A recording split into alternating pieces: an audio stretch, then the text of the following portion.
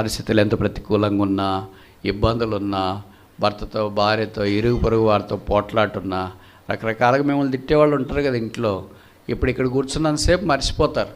చెప్పులు వేసుకున్న తర్వాత గుర్తొస్తాడు ఆయన. పిల్లలు గుర్తొస్తారు. అమ్మో ఏం తిడతాడో ఏం మాట్లాడతాడో అని ఎవరి భయాలు వాళ్ళకు ఉంటాయి. ఇప్పుడు మీరేమనుకుంటారు, ఈయనేం బాగా వాక్యం చెప్పిపోతున్నాడు, మా కష్టాలు ఎన్నని చెప్పుకోవాలా, ఎవరికని చెప్పుకోవాలా అని. కంటి నిండా దుఃఖం, మనసు నిండా కష్టం, ఉదయం నిండా బాధ, శరీరం నిండా గాయాలు, దేహమంతా నిస్త్రాణ, ఇలాంటి జీవితంతో ఇలాంటి జీవోత్సముల జీవితాన్ని లాగుతున్నాము. దీనికి ఒక దినాన విడుదల ఉండబోతుంది. ప్రభు ఇస్తాడు. మార్కు 7:37 ఈయన సమస్తమును బాగుగా చేసి ఉన్నాడు. ప్రసంగి 3:11 దేని కాలమందు అది చక్కగా ఉండనట్లు ఆయన నియమించున్నాడు. ఇలాంటి కష్టాలన్నింటిలో నేపథ్యంలో ప్రభువును మాత్రం విడిచిపెట్టొద్దండి. ఈ లోకమంతా శాశ్వతమే, మనకు బాగా తెలుసు కదా. 92వ కీర్తన 13వ వచనం. యెహోవా మందిరములో నాటబడిన వారై వారు మన దేవుని ఆవరణములో. యెహోవా మందిరంలో నాటబడిన వారై ఎలాగ నాటబడాలనేది పై వచనములో 2 వృక్షములను గురించి ప్రస్తావించినారు. మొదటిదేంటి? ఖర్జూర వృక్షము, రెండవది దేవదారు వృక్షము. దేవదారు లేదా దేవదారు వృక్షము అనే మాట పాత నిబంధనలో మాత్రమే కనిపిస్తుంది, కొత్త నిబంధనలో కనిపించదు. దాదాపు 100 సార్లు ఈ మాట పాత నిబంధనలో కనిపిస్తుంది. ఖర్జూర చెట్టు అని వచ్చేటప్పటికి ఇది పాత నిబంధనలో కనిపిస్తుంది, కొత్త నిబంధనలో కూడా కనిపిస్తుంది. జ్ఞాపకం చేసే ఒక 5 విషయాలు మనం నేర్చుకోవటానికి ప్రయత్నం చేస్తాం. మొదటిది నిర్గమకాండం 15వ అధ్యాయం.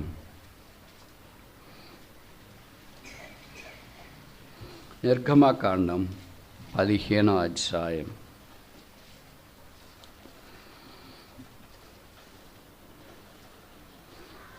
27వ వచనం. Exodus chapter 15 verse 27.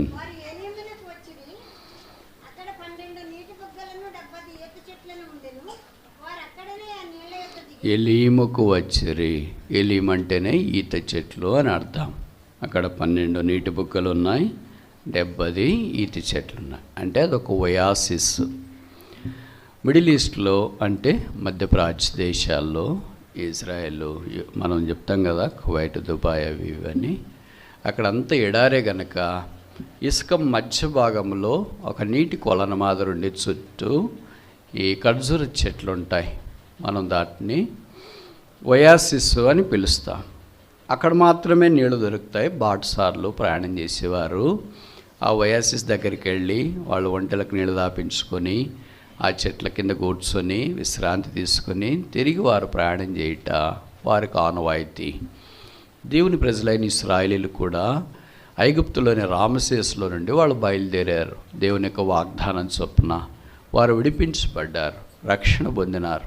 ఇంకో మాటలో చెప్పాలంటే గొర్రెపిల్ల రక్తం ద్వారా వారు ఫరో యొక్క ఖడ్గము నుండి తప్పించబడ్డారు. నాశనకరమైన దూత నుండి వారు తప్పించబడి బయటకు వచ్చినారు. ఇప్పుడు కొత్త నిబంధనలో మనం యేసుక్రీస్తు ప్రభు అనే దేవుని గొర్రెపిల్ల యొక్క రక్తమును బట్టి విడుదల, పాపక్షమాపణ, మారు మనస్సు పొందిన ప్రభుకు స్తోత్రాలు. ఆ గొర్రెపిల్ల కంటే శ్రేష్టమైన దేవుని గొర్రెపిల్లని యేసు రక్తము మన ప్రతి పాపమును కడిగి పరిశుద్ధపరుస్తుంది. రక్షించబడి ఆయన కొరకు జీవించుట కొరకై మనము తీర్మానం చేసుకొని ఆయన మార్గంలో సాగిపోవటానికి నిశ్చయించుకున్నాం. పాత నిబంధనలో ఇశ్రాయేలీలు రామసేసు నుండి బయలుదేరినప్పుడు మొదటి వారికి ఎర్ర సముద్రం అడ్డొచ్చింది. దేవుడు దాన్ని పాయలుగా చేశాడు. ఇప్పుడు వారు 6 నేల మీద నడిచి ఎలీము దగ్గరికి వచ్చినారు. కనుక ఎలీం అనగా ఈత చెట్లు అని అర్థము. ఇక్కడ ఎన్ని ఉన్నాయంట? 70 ఉన్నాయంట. 70 ఎలాగుంటాయి? 69 అన్న ఉండాలా, 71 అన్నా ఉండాలా. లెక్క పెట్టినట్లా ఎవరో వేసినట్లా 70 అలాగున్నాయి. మనం 70 వేసినా కొన్ని వస్తాయి ఉండాలా అని, 12 వేసినా కొన్ని వస్తాయి, కొన్ని మిగులుతాయి. ఎన్ని వస్తాయి? కరెక్ట్గా 12 వేసినాం అనుకో, ఎవడన్నా మిగిలితే మంచిదంటే అట్లా మిగలవు, 6 వచ్చి 6 మిగిలింటాయి. అరే ఏంటి ఇలాగ జరిగింది అని అనుకుంటాం. దేవుని యొక్క ప్రణాళిక ఎంత గొప్ప చూడండి. ఇక్కడ 70 ఏ జ్ఞాపకం చేస్తుంది? దైవత్వాన్ని, సంపూర్ణతను జ్ఞాపకం చేస్తుంది. 7 × 10, 7 × 10. కనుక 7 అనేది ప్రభు యొక్క పరిపూర్ణతను జ్ఞాపకం చేస్తుంది, విశ్రాంతిని నెమ్మదిని జ్ఞాపకం చేస్తుంది. 10 ఆజ్ఞలు పాత నిబంధనలో మనకు కనిపిస్తూ ఉన్నాయి. 10 దినములు శ్రమ అనేది కనిపిస్తూ ఉంది. 10 మంది ఉంటే సొదొమ గొమొర్రాను మీరు కాపాడతారా అనే ప్రార్థన అబ్రహాము చేసినట్లు వాక్యంలో మనకు కనిపిస్తూ ఉంది. కనుక ఇది సంపూర్ణతను జ్ఞాపకం చేస్తుంది. ప్రతి విశ్వాసి ఈ లోకమనే అరణ్యంలో ఒక ఒయాసిస్ అంటే మన దగ్గరకు వచ్చి ఆ ప్రభు యొక్క ప్రేమ నీడను ఆశ్రయించాలి. అందుకే పరమగీతంలో చెప్పబడింది, నేను ఆనందభరితుడనై అతని నీడను కూర్చుంటిని. I sat under the shadow of his tree. ఆయన నీడను కూర్చుంటిని. అదే సిలువ నీడ కొత్త నిబంధనలో. పాత నిబంధనలో ఈతి చెట్ల నీడ. కనుక మనము రక్షణ పొందిన తర్వాత ప్రభు కొరకు అలాగే ఇతరులకు నెమ్మది, ఊరట కలిగించేవారుగా, ఎవరైనా మన దగ్గరికి వచ్చి మాట్లాడాలంటే కొంత నెమ్మది కలిగేటట్లు, కొంత ఊరట కలిగేటట్లు, కొంత వారికి ఆదరణ కలిగేటట్లు ఉండాలి. అలాంటిది ఎవరైనా మనం చూస్తేనే తప్పించుకొని వెళ్ళిపోయారు అనుకో, ఏమని అర్థం? ఇలాంటి వాళ్ళు ఉంటారు కదా, ఉండరంటారా? ఉంటారు. వాళ్ళ ఇంట్లో నుండి బయలుదేరినారంట, అమ్మో ఈ వైపు వస్తున్నట్టున్నారు అనుకొని మనం ఎలాగైనా స్కిప్ చేయటానికి మనం ప్రయత్నం చేస్తుంటాం. యేసుప్రభు అలాగొస్తే వెళ్ళిపోతారా? యేసుప్రభుకి మనుషులు తండోపతండాలకు వెళ్ళారు. బైబిల్లో రాయబడింది, గొప్ప జన సమూహం ఆయన వెంట వెళుతూ వచ్చినారు. అసలు రకరకాల మనుషులు ఆయన్ని వెంబడించినట్లు వాక్యంలో మనం గమనిస్తున్నాం. కనుక యేసుప్రభుని అంగీకరించిన తర్వాత మనమును అలాగూ లోకానికి ఆత్మ సంబంధమైన తృప్తిని, అందుకే యెషయాలో చెప్పబడింది కదా, జీవము అదేంటి, దాహము గలవారులారా నీళ్ళ యుద్ధకు రారండి. ఆ నీళ్ళే యేసుక్రీస్తు ప్రభువు, ఆ నీడే యేసుక్రీస్తు ప్రభువు. అందుకే 91వ కీర్తనలో చెప్పబడింది, మహోన్నతిని చాటున నివసించువాడే సర్వశక్తుని నీడ. కనుక యేసుక్రీస్తు ప్రభువు వారు మనకు సర్వశక్తిని నీడైన సిలువను మన కొరకు ఉంచాడు. ఇంకా సిలువ దగ్గరికి రాకుండా ఉంటే, పాపక్షమాపణ మారు మనసు పొందకుండా ఉంటే, ప్రభుని యేసుని సిలువ నీడ దగ్గరికి రా. బయట శ్రమలనే సూర్యుడు, పాపమనే సూర్యుడు, లోకమనే సూర్యుని యొక్క కిరణాలకు నువ్వు భరించలేవు. నీడ నీకు అవసరం. నువ్వు లోకంలో సొమసిల్లిపోయే అవకాశం ఉంది. అందుకే యేసే ఆ దాగుచోటు, యేసే ఆ నీడ, యేసే ఆ ఒయాసిస్. ఆయన ఎందుకు వచ్చి దప్పికి తీర్చుకొని క్షేమాభివృద్ధి పొంది ఆత్మ సంబంధమైన ఆశీర్వాదం పొందాలని ప్రభు పేరిట మీకు మనవి చేస్తున్నా. ప్రభువైన యేసునందు విశ్వాసం ఉంచుము, అప్పుడు మీరును మీ ఇంటి వారును రక్షణ పొందుదురు. కనుక మొదటిది ఏంటంటే సాటిస్ఫాక్షన్, తృప్తి. ఒక చెట్టు నీడను కూర్చుని వెంటనే ఎలా కనిపిస్తుంది మీకు? ఇప్పుడైతే దాని విలువ తెలియదు, కానీ వేసవికాలం వచ్చినప్పుడు మార్గంలో నడిచిపోతున్నప్పుడు ఎక్కడ చెట్లు కనిపిస్తాయా అని ఎదురు చూస్తుంటా. గ్రామాల్లో ప్రతి ఇంటికి ఒక ఏసీ ఉంటుంది. అర్థమైందమ్మా నేను చెప్పే మాట? ఏంటది? ఇంటి ఏసీలు లోపల కాదు, ఇంటి బయట ఉంటాయి. ఇక్కడ ఏసీలు టౌన్లోనైతే ఇంటి లోపల ఉంటాయి, గ్రామాల్లోనైతే ఇంటి బయట ఉంటాయి. లోపల టౌన్లో ఉండే లోపల ఏసీలు కరెంట్ ఉంటేనే పనిచేస్తాయి. గ్రామాల్లో ఇంటి బయట పెరట్లో ఉండే ఏసీలు, కట్ట దగ్గర ఉండే ఏసీలు కరెంట్ లేకపోయినా కూడా ఇంకా బాగా పనిచేస్తాయి. లోపల ఉన్న ఏసీల ద్వారా ఏమైనా అనారోగ్యం రావచ్చు. కొంతమంది నాకు ఏసీ పడదు, ఆఫ్ చేయి, అది ఇది అంటారు. కానీ బయట చెట్టు కింద కూర్చున్న వాళ్ళు నాకు ఈ చెట్టు కింద పడదు, ఈ చెట్టును నరికేయండి అంటారా? కానీ దేవుడు అలాంటి అవకాశము దేవుని ప్రజలైన వారికి అనుగ్రహించినాడు. నీతిమంతులు ఖర్జూర వృక్షం వలె మవ్వు వేయుదురు. మనం మవ్వు వేయినట్లు ప్రభువు మనకు సహాయం చేయనుగాక. రెండవది న్యాయాధిపతుల గ్రంథం. న్యాయాధిపతుల గ్రంథం 3వ అధ్యాయం లేదా 4వ అధ్యాయం 5వ వచనం చదువుతాం. 4:5.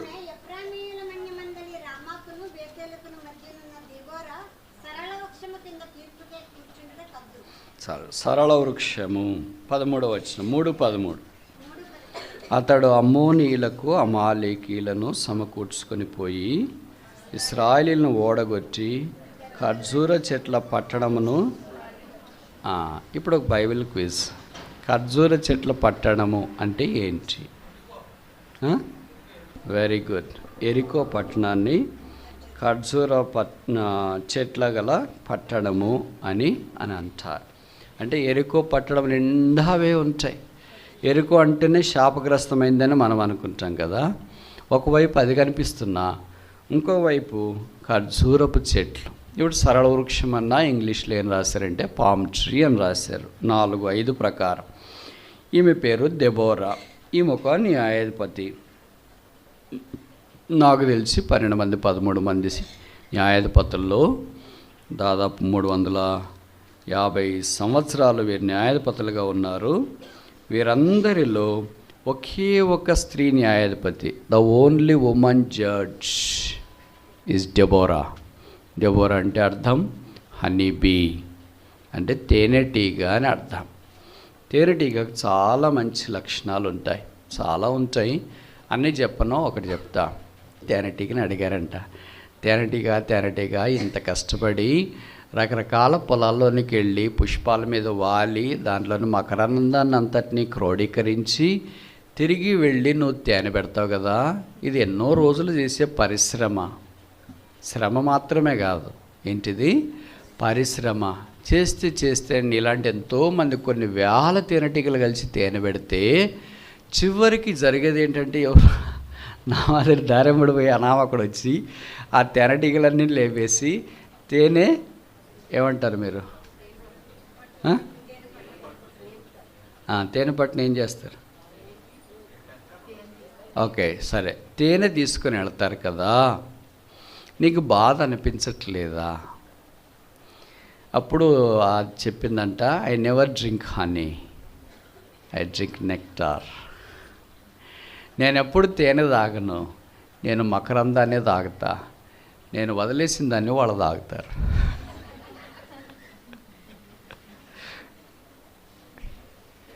మనం తేనెనే ఎంత మధురంగా తింటాం. ఇది కొండ తేనె మాదిరి ఉంది. అందుకే బైబిల్లో కూడా చెప్పబడింది, పాలు తేనెలు ప్రవహించు దేశం కనానికి. అప్పుడు ఆ తేనెటీగని మళ్ళీ ఆ వ్యక్తి అన్నాడంట, are you not sad when somebody has robbed all your labour? నీ పరిశ్రమ అంతటినీ వేరేవారు దోచుకొని పోతే నీకు బాధ లేదా అని అంటే, అప్పుడు తేనెటీగ ఇలాగ జవాబు చెప్పిందంట, they can rob all my labour, they cannot rob the art of making honey.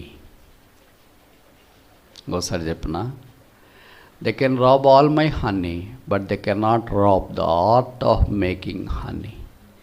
నేను పెట్టిన తేనెంతా వాళ్ళు తీసుకొని పోగలరు, కానీ తేనె పెట్టే నైపుణ్యాన్ని నా యొద్ద నుండి వారు తీసుకొని పోలేరు. ఎంతమంది మనుషులు కలిస్తే తేనె పెడతాము? అది దాని నైపుణ్యత. దేవుడు దానికి అలాగే ఇచ్చినాడు. అలాగే దేవుని సంఘంలో కూడా కొంతమందికి కొన్ని రకాలైన నైపుణ్యత ఇచ్చింటాడు. మనమేమనుకుంటామంటే మన నైపుణ్యత ద్వారా కలిగే ఫలం మనమే తినాలనుకుంటాం. ఏ తేనెటీకి కూడా అలాగ అనుకోదు.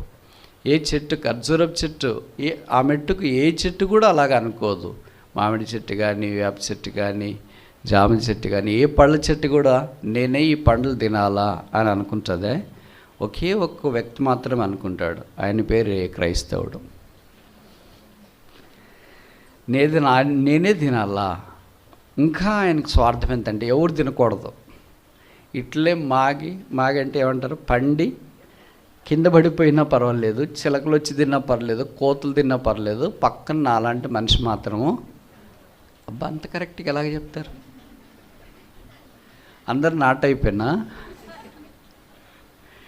అని మనం అనుకుంటాం. కేవలం చెట్టు మాత్రమే ద్రాక్ష పళ్ళు కాసిన మనం కోసుకొని పోతుంటే అదేం ఆటంకపరచదు. మామిడి చెట్లు కాసిన మామిడి చెట్లు కోసుకొని పోతుంటే మామిడి చెట్టు ఆటంకపరచదు. అదే మీ ఇంట్లో ఒక డజన్ మామిడి పళ్ళు పెట్టినారనుకోండి, ఒకటి నేను 2, 3 అట్లా తీసుకెళ్తున్నాం అనుకోండి, ఏమంటారు మిగతా వాళ్ళు? అక్కడికి బ్రదర్లో ఎవరో ఒకళ్ళు ఉంటారు కదా, వాళ్ళ ద్వారా అనిస్తుంటారు. కొంతమంది ఇంకా ఇక్కడ ఉన్నారు బ్రదర్, వాళ్ళకు కూడా కావాలా, వాళ్ళు వస్తామని చెప్పారు ఇంకా రాలేదు. అయ్యే చెట్టు ఏనాడు నాకు కూడా ఒకటి వదిలేసిపోండి అయ్యా, టన్నులు మీరే తింటారేంటి, నాకు కాయడైనా వదిలేయండి, కనీసం అదేంటి చివరికి వచ్చేది పెంక ఓకే సీడ్, అదైనా నాకు వదిలేసిపోండి అని అనుకో. అలాగే డేట్స్ అంటే ఖర్జూర పండు, మీకు తెలుసు కదా, మిడిల్ ఈస్ట్లో ఖర్జూర పండు చాలా విలువైంది. ప్రతి అకేషన్కి దాన్నే పెడతారు. కొన్ని కేజీలు ఉంటాయి, దాంట్లోనే రకరకాలు ఉంటాయి. మీలో కొంతమంది దుబాయ్ ఎయిర్పోర్ట్ చూసిన వాళ్ళు ఉంటే అబ్బరం వేస్తారు. ఎయిర్పోర్ట్లో ఈ ఖర్జూర పండ్లు పెట్టి అంత సీన్ ఉందా అని మనం అనుకుంటాం. ఇక్కడ తోపడబండి మీద ఖర్జూర పండ్లు బెల్లం పాకం వేసుకొని పోతా ఉంటే మనం ఎగబడి కొంటాం. ఖర్జూరం వచ్చింది మా ఊరికి, అది బెల్లం పాకం దాన్ని కవర్ వేసినారని ఆలస్యంగా కానీ మనకు అర్థం కాదు. సరే ఏదో ఒక పాకం ఉంటే మంచిది, ఖర్జూరం తిన్నామనే తృప్తినే ఉంటుంది కదా, గ్రామంలో ఉన్నామని మనం అనుకుంటాం. కానీ ఎయిర్పోర్ట్లోనే డేట్స్ పెట్టినారంటే అవి ఎంత విలువైనవి ఉంటాయి. కొన్నిసార్లు ఒక్కొక్క డేట్ దాదాపు $1 అంటే $70-80 దాకా ఉంటాయి. ఇంకా కొన్ని డేట్స్ అయితే $1000 దాకా ఒకటే, సీడ్లెస్ డేట్స్ మాదిరి, అంటే విత్తనం లేకుండా ఒకే ఏమంటారు డేట్న ఖర్జూర పండు. అంత విలువైనవి, అంత ఆరోగ్యకరమైనవి, సైడ్ ఎఫెక్ట్ లేని పండ్లలో అది చాలా ప్రాముఖ్యం కలిగింది. మీకు తెలుసో తెలీదో, మిడిల్ ఈస్ట్లో నేను ఇలాగ చెప్తే మీరు వేరుగా అనుకోవద్దండి, సరేనా?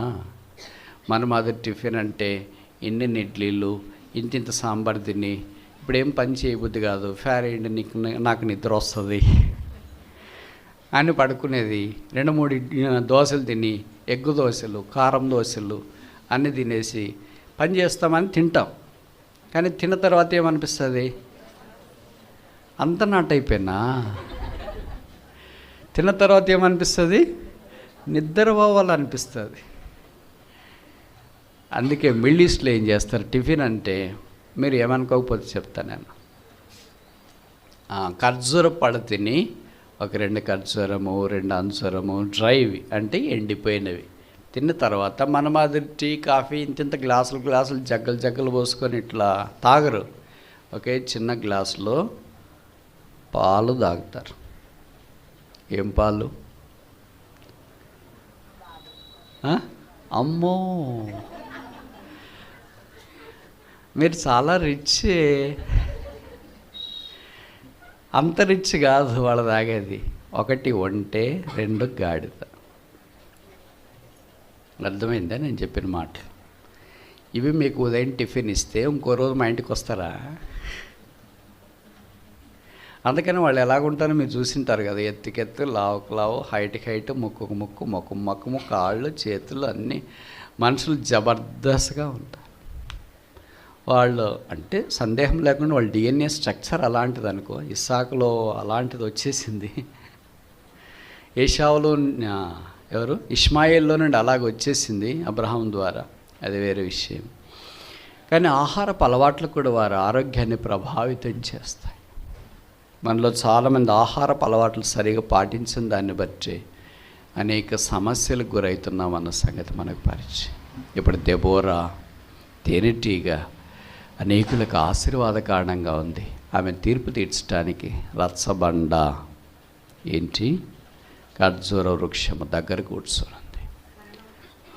సరళ వృక్షము తెలుగులో రాశారు, ఇంగ్లీష్ బైబిల్లో ఏం రాశారంటే పామ్ ట్రీ అని రాశారు, అంటే ఖర్జూరపు చెట్టు అని అర్థం. సరళము లేదా సరళ వృక్షం అన్నా ఖర్జూర వృక్షం అన్నా దాదాపు పర్యాయ పదాలుగా బైబిల్లో వాడబడినట్లు మనకు తెలుసు. మన ఈ డేట్ ట్రీసే దాదాపు 100 దాకా ఈ జాతి ప్రజాతులు ఉంటాయి. అంటే అక్కడ దొరికేవి, ఇజ్రాయెల్ దేశంలో దొరికేవి, ఇక్కడ మనకు దొరికేది వేరువేరుగా ఉంటాయి. మన దగ్గర ఈత చెట్లు అంటాం కదా, ఈతకాయలు కాసినాయంట, కొన్నేమో డేట్స్ కాసేవి కూడా ఉంటాయి. కానీ అవి అంత భద్రమైనవి, అంత మంచి జాతివి కాదు. ఇప్పుడు ఇజ్రాయెల్ దేశంలో ఉన్నవి చాలా మంచి ప్రశస్తమైన జాతి. ఒక తీర్పు తీర్చే రచ్చబండ లాంటిది అక్కడ కట్టుకోగలిగారంటే ఎంత అందమైన మంచి చెట్టు ఏంటి. ఇంకో మాటలో చెప్పాలంటే మన ప్రాంతాల్లో వేప చెట్టు మాదిరి.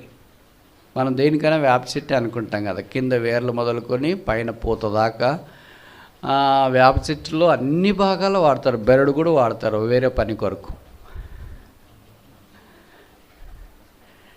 అలాగే అన్ని భాగాలు వాడితే చెట్టుగా ఖర్జూరపు చెట్టు ప్రసిద్ధి చెందింది. ఇప్పుడు ఇక్కడ ఏం జ్ఞాపకం చేయబడుతుందంటే దెబోరా వాస్తవంగా న్యాయము తీర్చే న్యాయాధిపతి కనుక అది తెలియచేసే సంగతి ఏంటంటే స్పీక్స్ ఆఫ్ సిన్సియారిటీ, యథార్థతను గురించి మాట్లాడుతుంది. ఖర్జూర వృక్షం వలె ఉండాలంటే యథార్థవంతులుగా ఉండాలని బైబిల్లో రాయబడింది. అందుకే వాక్యంలో చెప్పబడింది, యథార్థవంతులను బలపరచుట కొరకై యెహోవా కనుదృష్టి లోకమందంతటా సంచారి. ఆయన పేరే యథార్థవంతుడు. ఆయన చేయనిదంతయు యథార్థమైనది, ఆయన కార్యములు కూడా యథార్థమైనవి. కనుక యథార్థమైనది ఆయన మార్గం, ఆయన ఉద్దేశంలో యథార్థమైనవి. ఆయన యందు విశ్వాసం ఉంచిన మనము సంఘము కూడా యథార్థమైన వ్యక్తులుగా ఉండాలని ఆయన యొక్క కోరిక. నీతిమంతులు ఖర్జూర వృక్షం వలె మవ్వువేయుదురు. ఖర్జూర వృక్షం 2 విషయాలు మనం చూసినాం. మొదటిది ఎలీము దగ్గర ఒయాసిస్, సాటిస్ఫాక్షన్, సంతృప్తి. రెండవది దెబోరా న్యాయము తీర్చే స్థలం, సిన్సియారిటీ, యథార్థమైన ప్రవర్ధన. మూడవది చూస్తామా, మనకి పరిచయమైన వాక్య భాగం వైపే మన గమనము మళ్లించడానికి ప్రయత్నం చేస్తాం. ఇక్కడే 92:13 కూడా ఆ మాట చెప్పబడింది. కానీ రాజుల మొదటి గ్రంథము 6వ అధ్యాయము 32వ వచనం. రాజుల మొదటి గ్రంథము 6వ అధ్యాయము 32వ వచనం. 2 తలుపులను ఒలీవ కర్రవి, వాటి మీద కెరూబులు తమాల వృక్షములను వికసించిన పుష్పములను చెక్కించి వాటిని బంగారముతో పొదిగించును. కెరూబుల మీదను తమాల వృక్షముల మీదను బంగారము పొదిగించును. మీకు ఇక్కడ ఖర్జూరం చెట్టు అని లేదే తెలుగు బైబిల్లో, అందుకనే మీ ఆవేశం కొద్దిగా తగ్గి మెల్లగా చదివారని నేను అనుకుంటున్నా. ఇక్కడ తమాల వృక్షము అంటే పామ్ ట్రీ అనే ఇంగ్లీష్ బైబిల్లో వాడబడుతూ వచ్చింది. కనుక ఈ తమాల వృక్షము లేదా ఖర్జూర వృక్షము దేవుని మందిర కార్యక్రమం కొరకు లేదా కట్టట దాని కొరకై లేదా అక్కడ నిర్మించిన ఏర్పాట్ల కొరకై వాడబడుతున్నట్లు జ్ఞాపకం చేయబడుతుంది. ఇది ఎక్కడుందంటే దేవుని మందిరములో ఉంది, గర్భాలయం ద్వారము దగ్గర ఉంది, కెరూబుల దగ్గర మనకు కనిపిస్తుంది, బంగారముతో పొదిగించబడిన స్థలములో మనకు కనిపిస్తుంది. కనుక రక్షించబడిన మనమందరము దేవుని యొక్క ఆత్మ సంబంధమైన శరీరమై ఉన్నాం. ఆయన యొక్క సంఘములో ఉన్న మనము ఆయన యొక్క మహిమను కలిగి ఉండాలి. ఆ కెరూబుల దగ్గర ఏముంది? షెకీనా అనే మహిమ ఉంది.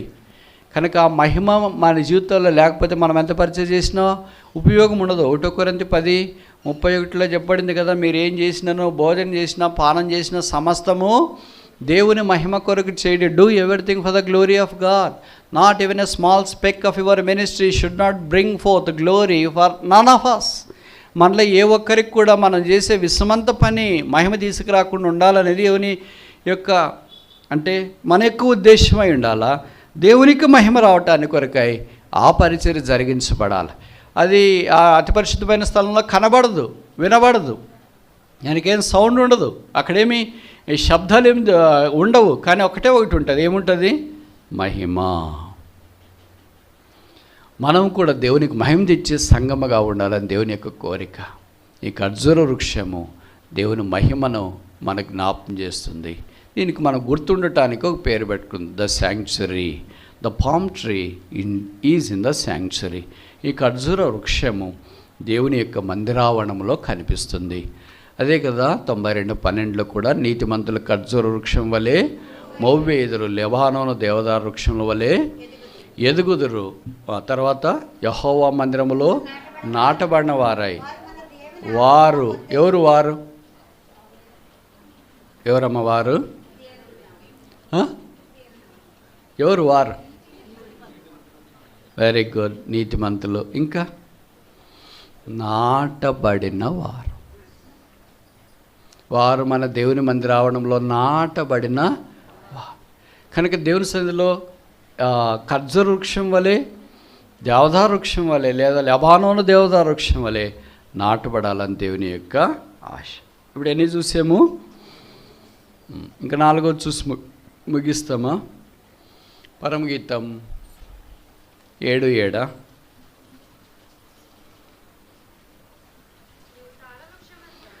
నీవు తాళవృక్షమంతా తిన్నని దానవత్సాలం. తాళవృక్షం అని తెలుగులో రాశారు. ఇంగ్లీష్ బైబిల్ ఏం రాశారంటే ఖర్జూర వృక్షం అంతా తిన్నని దానం. తిన్నని దానం అంటే వెరీ స్లిమ్. తాటి చెట్టు పెరిగిందంటారే, తాటి చెట్టు మాత్రం పెరిగినాడు వాడని. అంటే నేరుగా దానికి ఎక్కడ సైడ్ ట్రాక్ ఏమీ లేకుండా ఉంటుంది. కనుక ప్రతి విశ్వాసి అలాగ ఉండాలని దేవుని యొక్క ఉద్దేశం. అంటే వారి మాటలు వంకరగా ఉండకూడదు, ప్రవర్తన వంకరగా ఉండకూడదు, జీవితం వంకరగా ఉండకూడదు. వాళ్ళు ప్రభు వైపే, అది ఎలాగ చూస్తుందని సూర్యుని వైపే చూస్తుంది, అటు ఇటు చూడదు. అంటే ఏదో ఒక వంగిన చెట్టు ఉంటుంది అనుకో, దాన్ని పట్టుకోవద్దండి మీరు. సాధారణంగా మెజారిటీ చెట్లు ఈ తాడి చెట్లేనా ఎలాగంటే పైకి చూస్తూనే ఉంటాయి, పై వైపే ఉంటుంది. దాన్ని ఎవరు అందుకోలేరు, ఎవరి దగ్గరికి అది రాలేదు, ఎవరు దాని దగ్గరికి వెళ్ళినా దగ్గర మాత్రం ఉపయోగం ఉండదు. కానీ పైన దాని దగ్గరికి వెళ్ళాలి. ఒక సంఘం అంట, నీవు ఎలాగున్నావు? చదవమ్మా. తాళవృక్షమంతా తినని దానం. ఆయన యందు ఏ చెడుతనం లేదు. అంటే ఆయన తిన్నగా ఉన్నాడు, ఆయన సళవృక్షం వలె ఉన్నాడు, తాళవృక్షం వలె ఉన్నాడు, ఖర్జూర వృక్షం వలె ఉన్నాడు. మనమును అలాగుండాలని దేవుని యొక్క అభిలాష. ఈ లోకంలోనికి వచ్చినాం, ఓ దినాన మనం లోకాన్ని విడిచిపెడతాం, అది వాస్తవం. అయితే ప్రభుతో పాటు సదాకాలం ఉండునట్లు నాటబడి ఉండాలి. పరిస్థితులు ఎంత ప్రతికూలంగా ఉన్నా, ఇబ్బందులున్నా, భర్తతో భార్యతో ఇరుగు పొరుగు వారితో పోట్లాటున్నా, రకరకాలుగా మిమ్మల్ని తిట్టేవాళ్ళు ఉంటారు కదా ఇంట్లో. ఇప్పుడు ఇక్కడ కూర్చున్నంతసేపు మర్చిపోతారు, చెప్పులు వేసుకున్న తర్వాత గుర్తొస్తాడు ఆయన. పిల్లలు గుర్తొస్తారు, అమ్మో ఏం తిడతాడో ఏం మాట్లాడతాడో అని ఎవరి భయాలు వాళ్ళకు ఉంటాయి. ఇప్పుడు మీరేమనుకుంటారు, ఈయనేం బాగా వాక్యం చెప్పిపోతున్నాడు, మా కష్టాలు ఎన్నని చెప్పుకోవాలా, ఎవరికని చెప్పుకోవాలా అని. కంటి నిండా దుఃఖం, మనసు నిండా కష్టం, ఉదయం నిండా బాధ, శరీరం నిండా గాయాలు, దేహమంతా నిస్త్రాణ. ఇలాంటి జీవితంతో ఇలాంటి జీవోత్సముల జీవితాన్ని లాగుతున్నాము. దీనికి ఒక దినాన విడుదల ఉండబోతుంది. ప్రభు ఇస్తాడు. మార్కు 7:37 ఈయన సమస్తమును బాగుగా చేసి ఉన్నాడు. ప్రసంగి 3:11 దేని కాలమందు అది చక్కగా ఉండనట్లు ఆయన నియమించున్నాడు. లోకమంతా ఒక దినాన్ని గతిస్తుంది. మన ప్రభువు ఆయన రాజ్యము నిశ్చయముగా ఉంటుంది. ఓ దినాన ఆయన వచ్చినప్పుడు ఇక్కడి నుండి మనం లేపబడతాం. ఇవన్నీ అప్పుడు రంగరంగులేమి ఉండదు, ఒకే ఒక మహిమా దేహం మనం సంతరించిన ఉన్నాం. అప్పుడు ఉదయం లేచిన వెంటనే పొలానికి వెళ్ళాలా, పొలంలో పిచ్చికారు చేయాలా, లేదా పంట కొయ్యాలా, దీన్ని నమ్మాలా. దళారులు ఏదో చేస్తారు, వచ్చిన తర్వాత వాళ్ళు విత్తనాలు ఇచ్చిన వాళ్ళు, మందలు ఇచ్చిన వాళ్ళు, పని చేసిన వాళ్ళు, సహాయం చేసిన వాళ్ళు వాళ్ళే వచ్చి లాక్కపోతారు. చివరికి మన దగ్గర ఏమైనా ఉందా అంటే పెట్టుబడి పెట్టినంత కూడా చాలా ఉండకపోవచ్చు. ఇలాంటి కష్టాలన్నింటిలో నేపథ్యంలో ప్రభువును మాత్రం విడిచిపెట్టొద్దండి. ఈ లోకమంతా శాశ్వతమే, మనకు బాగా తెలుసు కదా. ఎన్నిసార్లు ఈ శరీరంతో ఓడిపోయాం, పాపం చేశాం, ఇష్టానుసారంగా ప్రవర్తించిన, అవిధేయులమైనాం, దేవునికి దూరం అయిపోయినాం. మన శరీరానికి బదులుగా ఆయన శరీరం మీద సెలవులో మేకులు కొట్టారు, రక్తము కార్చబడింది. మీరు ఊహించండి, ఎప్పుడైనా ఇంత ఘోరాతి ఘోరమైన శిక్ష ఎవరైనా భరిస్తారా? మీకు పశువులు ఉంటే ఒక పశువును ఏకధాటిగా చెన్నకోలతో కర్రతో ఇట్లా 39 దెబ్బలు బాధే రైతు ఎవరైనా ఉన్నారా? ఊరికే కర్ర పట్టుకొని ఉంటాడు అంతే. పాతకాలంలో మనం అనేవాళ్ళు ఇంత కర్ర తీసుకెళ్తున్నాం కదా, ఊరికే బ్రదర్ దానికి భయం ఉండాలి అంతే. దాని ఇట్లా ఊరికే ఒక దెబ్బ వేస్తాడు, పక్కన అటు ఇటు వెళ్తుంటే ఆ దెబ్బకి అలాగే వెళ్తాడు. ఆ దెబ్బ కూడా ఊరికే తగలాలంటే తగలాలి. నీకు పాలు ఇచ్చే బర్రె కూడా పెద్ద కర్ర పట్టుకొని ఉంటావు, దాన్ని పెద్ద కర్ర తిట్టి 2 చేతులు పెట్టి కొడతావా? లేదుగా ఊరికి అలా. మేకలు, బాతలు మీరు చూసింటారు కదా, కొన్ని ఇక్కడ బాతలు పోతుంటే పెద్ద దోమతర కర్రకు ఒక ప్లాస్టిక్ సంచి కట్టింటాడు. కర్ర ఏమో చాలా పెద్దగా ఉంటుంది, ప్లాస్టిక్ సంచి లాగా. ఒక సామాన్యమైన బాతలకు కానీ, పక్షులకు కానీ, పశువులకు కానీ యజమానుడు అలా కొట్టాడు. మీలో చాలామంది తల్లిదండ్రులు ఉన్నారు కదా, మీరు పిల్లలు ఒక ఇంటి టేబుల్ ఎత్తున్నాడు అనుకో, ఒక 5 ఏళ్ళ పిల్లాడు, వాడు ఏదైనా పొరపాటు చేసాడు అనుకో, చేయకూడని పనులేదు, అంత గీసినాడు, గోడ పాడు చేసినాడు, మొబైల్ పడేసినాడు, ఏదో ల్యాప్టాప్ పాడు చేసినాడు, ఏదో పాడు చేసిన కోపం వచ్చింది, 39 దెబ్బలు విడవకుండా కొట్టిన తల్లిదండ్రులు ఇక్కడ ఎవరైనా ఉన్నారా? మీలో చాలామంది తలలో ఫోన్లు, డాడీల ఫోన్లు, అదేమంటారు దాన్ని పైన ఉండేది స్క్రీనా? స్క్రీన్ గార్డ్ కాదు, స్క్రీనే పగిలిపోయి ఉంటుంది. ఎట్లా పగిలిపోయింది తెలుసు కదా మీకు? పగిలిపోయింది. మీ పిల్లలు ఇసిరి పడేసింటారు. ఏదో ఫోన్ అన్నా ఉందిలే అనుకుంటారు, కానీ పోయి ఎప్పుడైనా కొట్టినారా? మహా ఇబ్బంది అనిపిస్తే ఎక్కువ తుంటారు పని చేస్తాడు అనుకుంటే ఒక స్కేల్ తీసుకొని నాకు దెబ్బ కొడతారేమో తీవ్రతతో, 2వ దెబ్బ తీవ్రత తగ్గిపోతుంది, 3వ దెబ్బకు వచ్చేటప్పుడు పూర్తిగా తీవ్రత తగ్గిపోతుంది. మన ప్రభు అయిన యేసుక్రీస్తు ప్రభు వారిని ఒకే తీవ్రతతో 1, 2, 3, 4, 39 దెబ్బలకు వచ్చింది. 9 నెలలు మోసి కన్నా నీ కొడుకునే ఒక దెబ్బ 2 దెబ్బలు కొట్టడానికి నీకు మనసు రాదు. పొరపాటు చేసిన పిల్లలే, పాపం చేసిన తల్లిదండ్రులే. అయితే పాపం ఎరిగిన ఆ రక్షకుడు తన ఏకైక కుమారుని నా శిలువలో దెబ్బలు కొడుతుండగా ఆయన అలాగా అనుమతించినాడు. మన శరీరానికి బదులుగా ఆయన శరీరం ఇచ్చినాడు, మన వేదనకు బదులుగా ఆయన వేదన పొందినాడు, మన అతిక్రమాలకు బదులుగా ఆయన అతిక్రమకారుల్లో ఒకడుగా ఎంచబడినాడు. దైవమా, ఇది ఏమి ప్రేమ! మేము ఎప్పుడు చూడలేదు, ఎప్పుడు వినలేదు, ఎప్పుడు సంభవింపలేదు, ఎప్పుడు ఇలాగ చేయలేదు.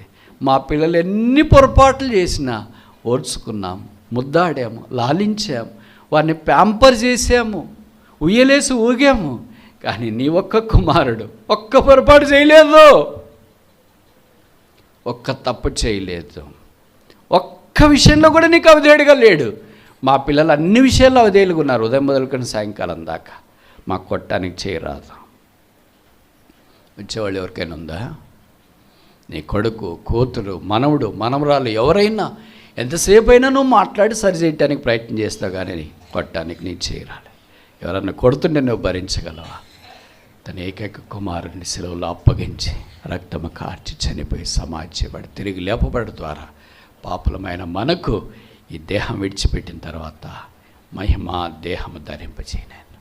ఆయన రాజ్యంలో మనం సదాకాలం ఉంచాం. జీవవృక్ష ఫలాలు మనం అనుభవిస్తాం. యెహోవా మందిరంలో నాటబడి, ఇక్కడ కాదు నాటబడేది, ఇక్కడ నాటబడిన 60, 70, 80 ఏళ్ళ తన ఆయుష్ అయిపోతే అది అయిపోతుంది. అయితే దేవుని మందిరం రావడంలో పరలోకంలో నాటబడితే అలా సదాకాలం ఉంచాం. గొర్రెపిల్లే దేవాలయం. మనమంతా రాజ్యం కొరకు సిద్ధపడుతూ ఎదురు చూస్తూ ఆయన రాకడలో ఆ మందిరములో 23:6 కీర్తనలు చెప్పబడినట్లు చిరకాలము నేను యెహోవా మందిరంలో నివాసము చేసేదను. ప్రభువు మనం అలా కూడా ఉన్నట్లుగా సహాయం చేయగాక.